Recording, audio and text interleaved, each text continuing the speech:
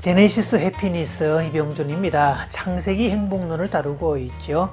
우리는 원래 행복하게 창조되었다는 내용을 다루고 있습니다. 창세기는 이렇게 출발을 하죠.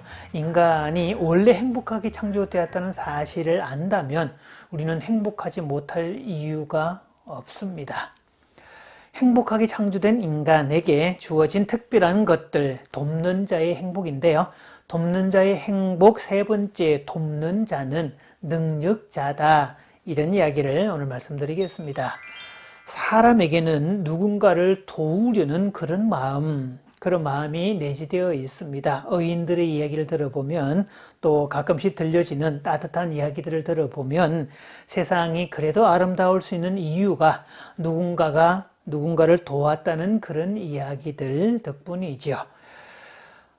그런데요, 누군가를 돕고 싶어도 돈이 없어서 돕지 못하거나 시간이 없어서 돕지 못하거나 사람으로서는 감당할 수 없는 큰 천재지변을 만나서 그 앞에 무기력한 존재, 무능한 존재일 때 느끼는 그 안타까움, 이거는 얼마나 클까요?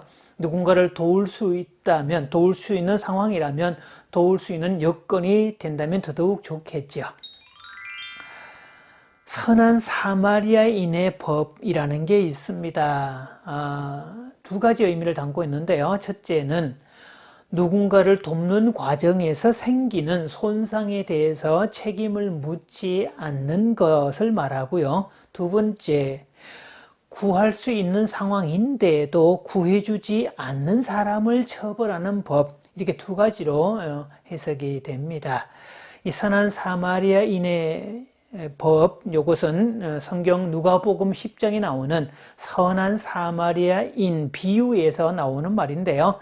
여기서 강도 만난 사람의 이웃, 진정한 이웃은 누구인가? 라는 물음을 제시하고 있고, 그 해답은 도움을 주는 사람, 구체적인 행동으로 실천하는 사람, 사랑을 베푸는 사람이야말로 진정한 이웃이다. 이렇게 답을 내리고 있습니다. 그 본문 속에 이 제사장과 레위인은 강도 만난 사람 곁을 그냥 지나칩니다. 유대인의 율법에 의하면 반드시 도와줘야 되는데 율법을 가장 잘 알고 있고 실천으로 옮길 만한 사람이라고 기대되는 사람이었음에도 불구하고 정작 당사자들은 사마리아인을 강도 만난 사람을 돕지 않습니다. 오히려 유대인들이 사람 취급을 안 했던, 사람이 아니라 개라고 업신여기고 함부로 대했던 이 사마리아인이 강도 만난 이웃을 부축하고 데리고 가고 치료해주고 여관 주인에게 돌봐달라고 부탁도 하고 부비가 더 들면 자기가 감당할 거라고 그렇게 이야기들을 합니다. 정말 말 그대로 선한 사마리아인, 사랑을 실천하는 사람, 강도 만난 사람에게 도움을 주고 치료해주고 구해주는 그것이야말로 가장 선한 행동이다. 이렇게 말을 하고 있습니다. 자, 그런데요, 여기서 일단 돕는다는 말의 전제를 한번 생각을 해봐야 되는데 이 선한 사마리아인의 비유에서 강도 만난 이웃을 도왔다는 선한 사마리아인, 즉 사마리아인의 선한 마음, 인간적인 마음, 따뜻한 마음, 사랑을 베푸는 마음에 초점을 두고 있지만 여기서 한번 짚고 넘어가야 될 것은 만약 이 사람이 아무리 그런 마음이 있었다 할지라도 무능했다면 그 강도 만난 이웃을 도와줄 수 있었을까요? 또 여관 주인에게 돌봐달라고 부탁을 했다고 그러는데 여관 주인 입장에서 부탁을 하는 사람이 땡전 하나 없는 사람으로 보였다면 선뜻 그 환자를 맡아주겠다고 나섰을까요? 아마 여관 주인 입장에서 딱 봤을 때도 뭔가 이렇게 능력이 있어 보이기 때문에 그 환자를 맡아주었지, 그렇지 않았다면 맡아주지 않았을 겁니다. 그래서 누군가를 도우려면 반드시 기본 전제는 능력이 월등하게 탁월해야 된다라는 점입니다. 그런 의미에서 내가 세상에 태어나서 탁월한 존재가 되고 유능한 존재가 되고 부자가 되는 이유는 누군가를 제대로 돕기 위해서라는 사실이죠. 제가 앞 시간에 남자와 여자 중에 누가 능력이 탁월하냐 이런 질문을 드린 적이 있었죠. 그래서 힌트로 누가 구모델이고 누가 신모델이냐 이런 얘기를 했는데, 자, 남자는 처음에 창조되었고 홀로 있었고 일이 주어져 있었습니다. 그래서 남자는 일과 관계 중에 관계가 다 깨져도 일이 남아있으면 끝까지 버티는 게 남자입니다.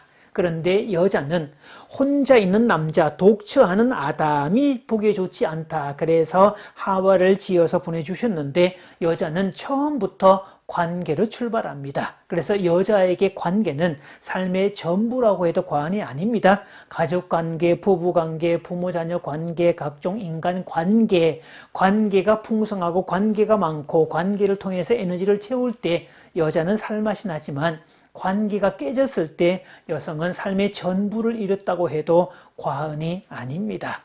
그래서 대개 남자는 일이 주어졌기 때문에 생존에 관계된 일, 그렇게 연관되어서 일만 있으면 버티고 사는 게 남자라지만, 여자는 일과 관계 중에 관계가 깨지면 살아남을 수 없는 존재라는 사실이죠. 그래서 여자는 처음부터 관계의 달인이고 관계의 능력자고, 그래서 남성과 여성 중에 특별히 관계의 달인으로 자리매김을 하고 있다는 사실입니다. 물론 그래서 남자는 부부관계일 때, 가족관계일 때 관계를 다루고 온 가족을 연결시켜주는 그 풍성한 관계를 만들어가는 주체인 자기 아내를, 그 역할을 잘 감당할 수 있도록 지혜로운 남자는 그 아내를 사랑해 준다고 했죠. 사람은 누군가를 도울 때 행복하다라는 건데, 처음에 에덴 동산을 창조하신 거, 그건 하나님의 일방적 결정, 나중에 사람이 그 수혜자가 될 것임을 염두에 두시고 하나하나 만들어 갈 때마다 보시기에 심히 좋았다라는 건데요. 이 돕는 자는, 돕는 것은 하나님의 속성이기도 합니다. 그래서 더군다나 주는 주체가 받는 주체보다 월등하게 행복하고, 주는 주체가 받는 주체보다 더 기분 좋고 더 살맛나고 더 풍성해지는, 이걸 관계의 역설, 삶의 역설, 행복의 역설이라고 하는데요. 성경의 창세기는 처음부터 그렇게 출발되어 있습니다. 그 창세기만 바라보아도 온 우주는 하나님의 사랑으로 충만해 있다는 것을 알 수 있는데요. 그 충만한 사랑을 보지 못하는 것은 인간의 욕심, 인간의 죄성 때문에 그런 거지 본래는 그렇지 않다는 점입니다. 그래서 창조주의 행복이란 주심으로서 더 풍성하고 나눔으로서 더 넉넉해지는 역설의 행복, 이것을 경험하라고 하는 이야기인데, 하나님의 형상을 따라 지음받은 인간도 주는 주체일 때, 나누는 주체일 때 오히려 더 행복하고 더 풍성해진다는 사실입니다. 그래서 우리 주변에는 이 나눔천사, 기부천사 이런 분들이 더러 많습니다. 연예인들 중에도 있고 주변에도 더러 많은데요. 자, 이분들이 가끔 인터뷰하는 내용을 보면 꼭 이런 얘기를 하지요. 처음에는 제가 누군가를 돕는다고 생각을 했는데 시간이 지나면 지날수록 오히려 제가 그분들로부터 더 많은 것을 얻었어요. 제가 도움을 더 많이 받고 있어요.